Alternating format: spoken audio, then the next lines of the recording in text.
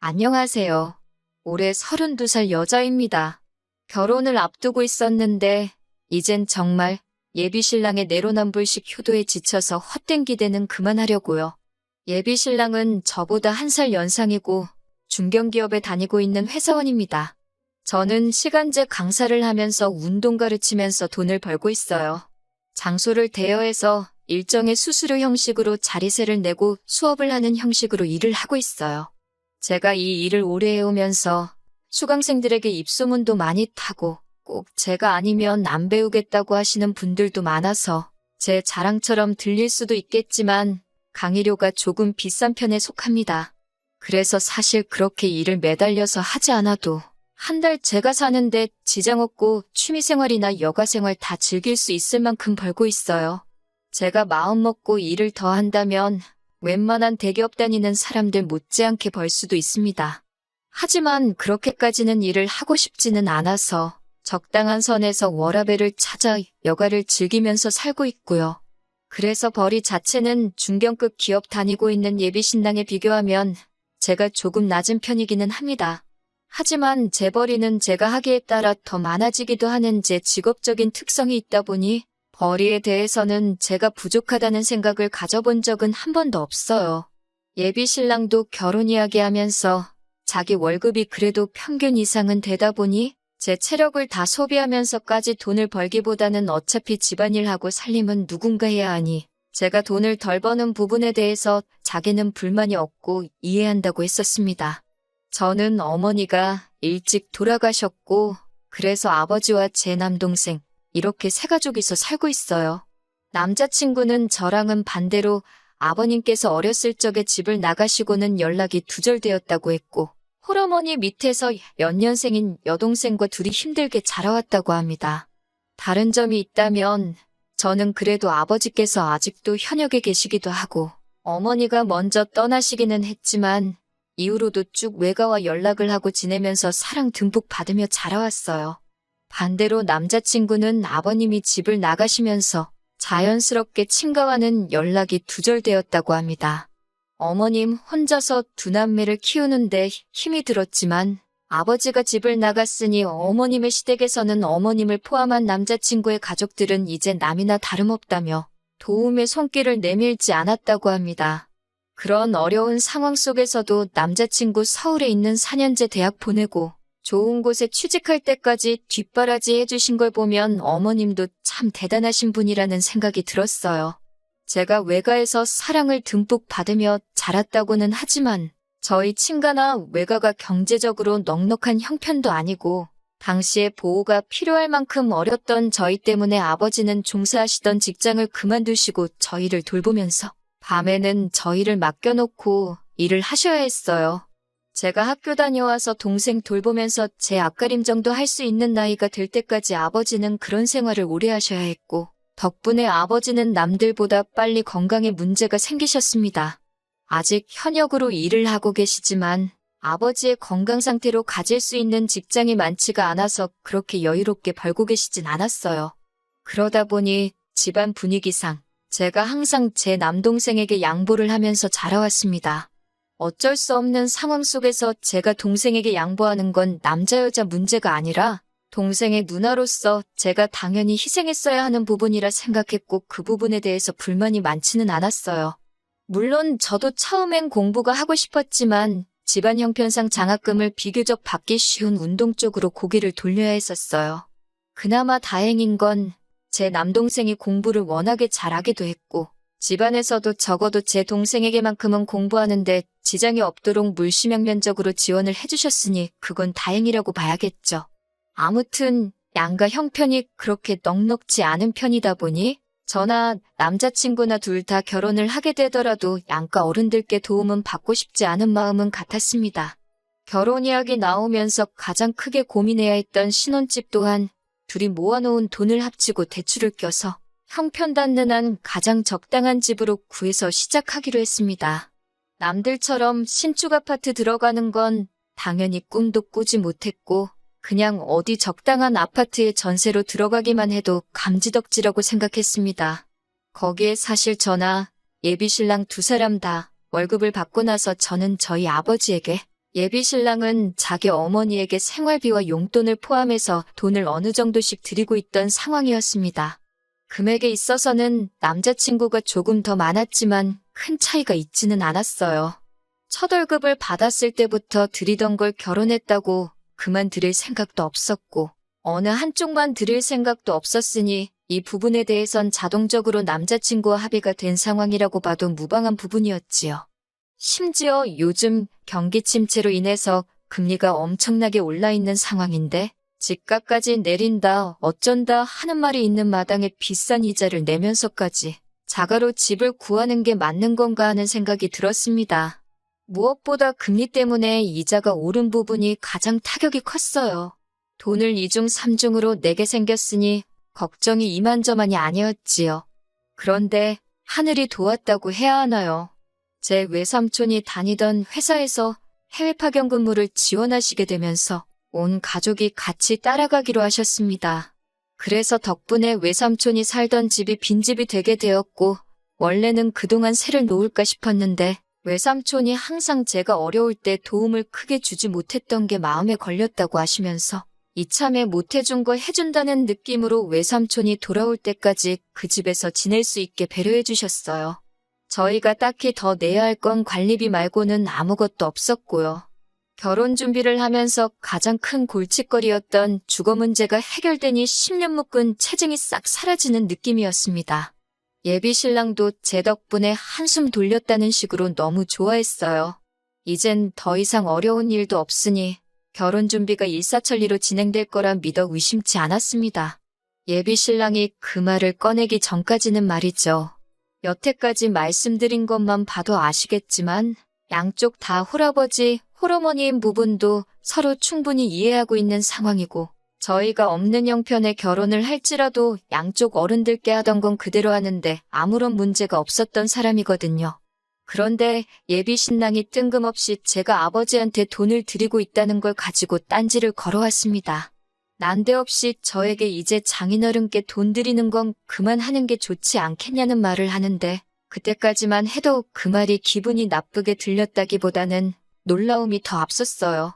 왜냐하면 예비 신랑도 어머님께 돈을 드리고 있었고 저는 당연히 각자 부모님께 돈을 드리고 있는 상황에 그런 말을 꺼낸 예비 신랑의 참뜻이 다른 게 아니고 이제 우리가 결혼을 하니 부모님께 드리고 있던 지원을 끊어내자고 하는 말인 줄로만 알았거든요.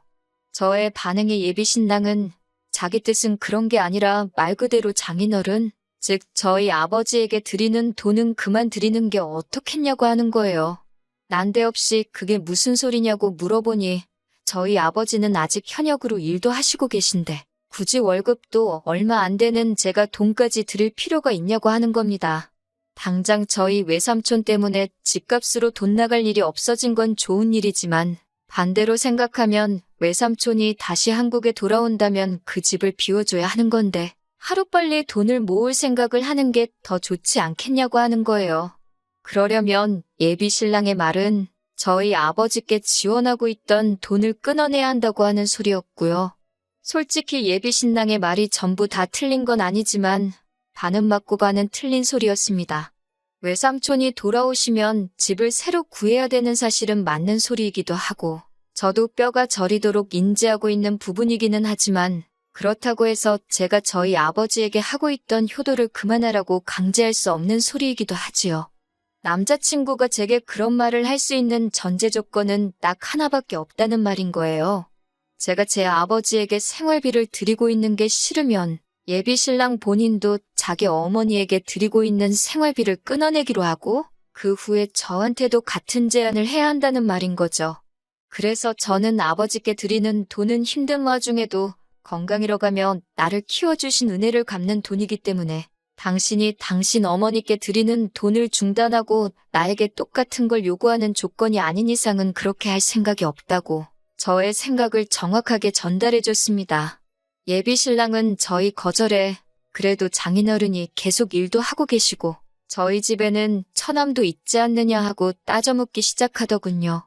제 남동생은 이제 막 학업이 끝난 상태이고 아직 취직 준비하고 있는데 취직이 되지도 않은 제 동생이 아버지를 부양하면 되는 거 아니냐고 말하고 있으니 어이가 없었습니다. 그래서 저도 당신도 동생이 있지 않냐고 물었어요. 저희 집과는 반대로 남자친구 집에서는 동생인 예비신우가 양보를 해서 남자친구가 대학 공부를 할 수 있었습니다. 덕분에 예비신우는 20살이 돼서부터 미용 쪽 일을 시작했고 그러다 보니 모아놓은 돈도 상당하고 벌이도 나쁘지 않은 편이었거든요. 그런데 남편은 어머니와 장인어른의 입장이 다르다는 의견을 바꿀 생각도 없어 보였고 오히려 예비신우와 제 남동생의 상황을 비교하면서 자기 동생은 앞으로 시집을 가야 하니 어머니의 경제적인 부양은 자기가 계속할 수 있지만 저희 집에서는 여자인 제가 시집을 오는 거니 제가 아버지를 더 챙길 필요 없이 이제는 제 동생이 아버지를 부양하면 되는 거라고 우기기 시작하는 겁니다. 언뜻 들으면 맞는 말 같기도 하지만 생각해보세요. 이제 막 사회생활 시작도 안 한 제 동생이 모아놓은 돈 한 푼 없이 홀아버지 부양까지 하고 있다면 제 동생은 결혼을 어떻게 하겠나요? 자기 동생은 시집 가야 되니 그렇게는 못한다고 하면서 제 동생은 남자니까 어떻게든 하라고 하는 말이 무책임해 보였습니다. 그래서 저는 절대 눈에 흙이 들어가도 당신이 원하는 대로는 할 수 없을 거라고 다시 한번 강조했습니다. 저는 단 하나, 당신도 어머님에 대한 지원을 그만둔다면 그때 가서 나도 똑같이 아버지에 대한 지원을 끊겠다고 이 결정은 바꾸지 않을 거라고 엄포를 놓았어요. 그러니 예비 신랑은 끝까지 저한테 쓸데없는 데서 고집을 부린다면서 세상 천지의 모든 사람들한테 물어보라고 말하며 자기가 하는 말이 정답이고 제 말은 억지라고 하는 겁니다. 그래서 그날은 원래 데이트를 하기로 한 날인데도 불구하고 더는 기분이 나빠같이 있을 수가 없어서 집으로 그냥 돌아왔네요. 제 기분을 풀어주려는 건지 마저 설득시키려는 건지 예비 신랑에게서 전화가 쉴 새 없이 걸려왔지만 저는 하나도 받지 않았습니다. 그렇게 전화기가 10번 정도 연속으로 울리고 나니 그 뒤로부터는 전화가 없더라고요. 그 다음 날도 그 다다음 날도 예비 신랑이 걸어온 전화는 전부 다 무시해버렸습니다. 제가 연락이 두절이 되니 오죽 답답했는지 어떻게 제 시간표를 알고 온 건지 마냥 죽치고 기다렸는지 모르겠는데 제가 일하는 체육관 앞에서 저를 기다리고 있더라고요. 적어도 1시간은 밖에서 기다렸을 텐데 기다린 성의를 봐서도 예비 신랑이 무슨 말이 저에게 그렇게 하고 싶어서 저러는지 드러나 보자 싶었습니다. 다만 저는 수업이 있어서 출근을 했던 거였기 때문에 예비 신랑한테 근처 카페에라도 가서 1시간을 더 기다리라고 말해야만 했어요. 수업이 끝나고 카페에 가니 예비 신랑이 저를 기다렸다는 듯이 자리에서 일어나 저를 부르고 있더라고요. 맞은편 자리에 앉았는데 예비 신랑은 제가 자리에 앉기도 전에 저랑 나누었던 대화를 가지고 자기도 충분히 많은 생각을 했다고 하면서 자기 이야기를 들어보라고 하며 계획이랍시고 주절주절 떠들기 시작하는데 자기 엄마는 용돈을 계속 줄 테니 너네 아버지한테 주던 돈은 그만 주라고 하는 말보다 더 어이없는 말을 꺼냈습니다. 예비 신랑이 해결책이라고 꺼낸 이야기는 아예 홀시어머니를 모시고 같이 살자고 하는 겁니다. 제가 테이블 안쪽에 정리되어 있던 의자를 빼느라고 잘못 들었나 싶어서 제가 들은 게 맞냐고 물어봤더니 예비 신랑은 다시 한번 강조하듯이 합가를 하자고 자기 어머니 모시고 셋이서 알콩달콩같이 살자는 겁니다. 제정신으로 하는 소리인가 싶었는데 진심이었어요. 합가를 하게 되면 모든 게 완벽하게 돌아간다는 겁니다. 말인즉슨 어머님이 우리와 같이 살게 되면서 집안일이나 살림을 어느 정도 도와주실 테니 그만큼 저희 집안일 부담이 줄어드는 것이고 집안일에 쏟아야 하는 시간이 줄어든 만큼 제가 수업 몇 개를 더 잡아서 일을 더 할 수 있다는 겁니다. 제가 일을 더 하면 달에 버는 돈이 지금보다 훨씬 늘어나기 마련이고 그러면 저는 그 늘어난 벌이로 아버지에게 경제적 지원을 해주면 되는 거 아니겠냐 하는 겁니다. 그리고 어머니가 제가 해야 할 집안일을 도와주는 거나 마찬가지니 제가 어머님에게 집안일 해주는 월급 마냥 제가 벌어온 돈으로 어머님께 돈을 더 드리면 되는 거 아니겠냐고요. 매번 말은 그럴싸하게 하는 것 같지만 내로남불 자기만 효도하려고 하는 개수작을 넘어서 이번에는 아예 저한테 대리효도를 강요하고 있는 모습에 어이가 없어서 말도 제대로 안 나오더라고요. 나지막히 그럴 거면 아예 신우도 데리고 살지 그러냐고 비아냥대듯이 이야기했습니다. 그런데 예비 신랑은 눈치가 없는 건지 없는 척을 하는 건지 얼굴에 웃음꽃이 활짝 피더니 진짜 그래도 되냐고 하는 겁니다. 그러면서 저희 외삼촌 집이 방이 3개이니 안방은 어머님들이고 제일 작은 방은 자기 여동생이 쓰게 하면 되겠다 하는 거예요. 정말 남자친구 하는 꼬라지가 점입 가경이었습니다. 예비 신우는 집안일은 못 도와주지만 빨래나 설거지 같은 걸 시키겠다고 하면서 집안일을 그렇게 크게 도와주는 게 아니니 한 달에 한 20만 원만 용돈하라고 주면 되겠다고 하면서 아주 지 식구들 줄 돈을 제가 번 돈으로 털어먹으려는 계획을 얼굴색 하나 변하지 않고 세상에서 제일 착한 사람이냥 연기하면서 떠들고 있더라고요. 누가 보면 제가 악덕며느리, 악덕새 언니라도 되는 것처럼 말입니다.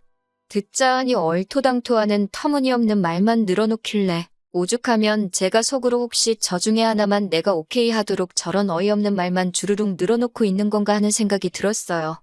어디 한번 갈 때까지 가보자는 말인가도 싶어서 저도 듣고만 있다가 한마디 건넸습니다. 지금 어머님을 모시고 신우까지 들여서 살자는 이야기하는 거면 어차피 방도 3개인 집에서 시작하게 되었는데 길게 이야기할 게 뭐 있냐고. 나도 똑같이 우리 아버지 모시고 동생 데리고 들어와서 살겠다고 했습니다. 사실 이때까지도 결혼을 뒤집어버리겠다 하는 생각보다 예비 신랑에게 자기가 하고 있는 말들이 얼마나 터무니없는 상황인가를 똑같은 방법을 써서 알려주고 싶었어요. 그런데 예비 신랑 반응이 더 어이가 없더군요. 곰곰이 생각하는 척을 하더니 그것도 좋은 방법이겠다 하는 겁니다. 장인어른이 어쨌든 많지는 않지만 돈을 벌고 계시니 그 돈으로 우리 가족들, 그러니까 예비 시모와 신우 생활비를 하면 딱 좋겠다고요. 그런데 또 한 번 곰곰이 생각하더니 그래도 천암까지 드리는 건 조금 무리가 있다면서 천암은 그냥 독립시키면 안 되나? 하면서 혼자 중얼거리는 거예요. 제 동생은 또 뭐 때문에 같이 못 살겠냐 하니 그래도 예비 신우랑 제 동생이 장성한 두 남녀인데 한 공간에 있다가 겹사돈이 될 수도 있는 거 아니냐고 합니다. 그러면서 자기 동생, 그러니까 예비 신우는 이제 자리도 잡히고 안정적으로 돈을 벌고 있는 상황인데 처남은 지금 직장도 없지 않냐고 하면서 자기 여동생을 넘보기에는 한참 멀었다고 하는 거예요. 예비 신우는 더 좋은 남자를 만날 자격이 있다나요? 그것도 어이가 없었습니다. 예비 신우 직업을 무시하는 게 아니고 손아랫 사람이라고 하지만 사실 예비 신랑하고 연년생이라 저랑 동갑이거든요. 저도 경력이 쌓이고 쌓여 지금 안정적인 수입원이 생겨있는 것처럼 신우도 똑같이 20살부터 일을 시작했으니 현재 자리를 잡고 안정적인 상황이 돼 있는 건 당연한 일이라고 생각합니다. 그에 반해 제 동생은 이제 27돼서 공부를 마치고 취직 준비 시작한 지도 얼마 되지 않은 데다가 예비 신랑 다니는 정도의 회사에서는 제 동생 데리고 가고 싶다고 스카우트 제의가 먼저 오고 있는 상황인데 어디 제 동생을 지 여동생에 비할 게 안 된다느니 조건이 딸린다느니 그런 이야기를 하는 건지 웃기지도 않았습니다. 애초에 예비 신우라는 특이한 조건을 떠나서 저도 제 동생이 저랑 동갑내기 여자를 결혼할 상대라고 데리고 온다면 기분이 별로일 것 같거든요. 그런데 예비 신랑은 끝까지 자기는 관대하고 자기 가족들은 도와줘야 하고 처가와 시가 차별을 두지 않고 양가에 잘한다는 식으로 씨알도 먹히지도 않을 연기를 하면서 말도 안 되는 조건을 갖다 붙이고 있으니 어이가 없었습니다. 거기서 끝냈어도 충분히 정이 떨어졌을 텐데 예비 신랑이 덧붙인 한마디에 저는 이 결혼을 완전 쪽내야겠다 결심을 하고 말았어요. 처남이 자기 여동생을 꼬셔가서 겹사돈이 되면 어떡하냐는 말도 발칙해서 어이가 없었는데 곰곰이 생각해보더니 결국에는 우리 아버지도 같이 모시고 사는 건 넌센스가 아니냐고 하는 겁니다. 아무리 장인어른이라고 하실지라도 남자이고 혼자 된 지 오래되셨는데 혹시나 집에 아무도 없을 때 저희 아버지가 자기 어머니를 어떻게 할 수도 있지 않겠냐고 하면서 혼자 아주 아침 드라마에도 나오지 않을 말도 안 되는 이야기를 꺼내면서 결국에는 지 엄마랑 여동생만 같이 합가해서 사는 게 좋겠다고 하는 겁니다. 장인어른이 벌어오는 돈 몇 푼 때문에 자기 엄마를 위험한 상황에 놓이게 할 수 없다나요? 그 말 듣자마자 제가 마시고 있던 아이스커피 잔을 들어서 예비 신랑 얼굴에다가 있는 힘껏 끼얹어 버렸습니다. 그동안 함께 해온 것도 있고 애초에 결혼까지 생각했던 사이다 보니 웬만해선 적당히 서로 양보하고 타협해서 좋게 좋게 넘어가려고 했는데 이건 뭐 나는 내 가족 챙겨야 되지만 너는 너네 가족 챙기는 거 아까워서 못 보겠다고 하는 심보로 다 안 된다고 나서는데 양보하고 타협할 게 뭐가 있나 싶었어요. 예비 신랑은 얼굴에 커피를 뒤집어 쓰고 얼이 빠져서 자기가 홀랑 젖어 있는 꼴을 보고 얼어붙어 있었습니다. 주변 사람들도 시선이 저희 쪽으로 집중이 되기 시작했고 거기서 저도 나쁘끄러워서 더 있을 수가 없어서 내가 오늘 마신 게 아이스커피라서 천만다행인 줄 알라고 뜨거운 커피였어도 얼굴에다 냅다 뿌렸을 거라고 말하고 자리를 나왔어요. 카페 밖을 나서는 저를 감히 쫓아오지도 못하더라고요. 아마 시원한 커피 맞고 정신이 확 들었나 봅니다. 하지만 제가 그렇게 커피를 끼얹은 건 정신 차리고 반성하라는 뜻이 아니고 완전히 헤어지자고 하는 말이었어요. 예상한 대로 남자친구는 몇 시간도 지나지 않아서 자기가 잘못 생각했다고 하면서 저보고 한 번만 기회를 더 달라고 하더라고요. 하지만 끝까지 어머님 모시고 사는 게 전제 조건이고 제가 결혼 후에도 아버지께 용돈을 드리는 걸 허락해준다 만다 하는 이야기를 하고 있었어요. 내가 번 돈 내가 쓰는데 그걸 왜 너한테 허락을 받아야 되는 거냐고 쏘아붙이고 그냥 나 말고 다른 사람 만나서 입맛에 맞게 허락을 해주든 말든 하라고 했습니다. 기어이 집 앞까지 찾아와서 제 다리를 붙잡고 빌었는데 자초지종을 들은 제 남동생하고 아버지가 밖까지 쫓아나와서 한 번만 더 집 근처나 제 근처에서 얼씬대면 말로는 안 끝날 거라고 강하게 나오니 예비 신랑은 잔뜩 겁을 먹고서는 정말 제 근처에 얼씬도 안 하더라고요. 그래서 덕분에 안전이별했습니다. 아버지는 제가 결혼을 눈앞에 두고 당신 용돈 드리는 것 때문에 제가 파혼하게 된 거 아니냐며 책임감을 느끼셨는데 전혀 그렇지 않다고 했어요. 제 발로 고생길 10번 했는데 극적으로 유턴하고 나와서 천만다행인 거라고 제가 아버지한테 효도를 안 하고 있었다면 유턴할 기회조차 없었을 거라고 말씀드리니 아버지는 다행이라고 말하시면서도 끝까지 쓴웃음을 지으시는 게 마음 한구석에는 아직도 당신이 부족하셔서 제가 파혼하게 된 거라는 책임감을 느끼고 계시는 것 같습니다. 편의상 예비 신랑이라고 적기는 했지만 그 자식 솔직히 앞으로도 하는 일마다 다 안 풀렸으면 좋겠고 어디 새로운 사람을 만나더라도 자기 어머니랑 여동생 놓지 못해서 만나는 족족 안 좋게 끝나버리면 좋겠습니다. 한동안은 저도 지쳐서 혼자로 지내겠지만 제 가족들을 자기 가족 챙기듯 아껴주는 그런 사람이 나타나면 그게 똥차가 가고 벤츠가 나타난 게 아닌가 생각하고 긍정적으로 만나볼까도 생각 중입니다.